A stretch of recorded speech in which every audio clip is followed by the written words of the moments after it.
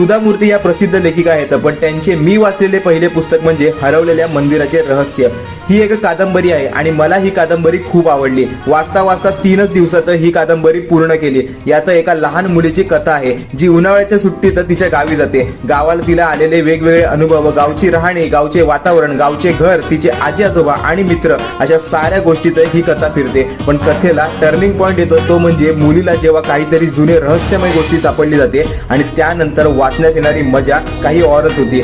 यात सुधा मूर्तींनी गावच्या साध्या साध्या गोष्टी खूपच स्पष्टपणे आणि प्रांजळपणे मांडलेल्या आहेत. निसर्ग, नदी, झाडे, उन्हाळा, पाऊस, डोंगर, शेती सर्व काही या पुस्तकात आहे.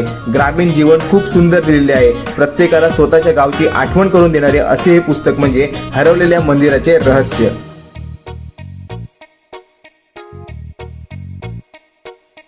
वाऱ्यावरती गंध पसरला ना ते मनाचे.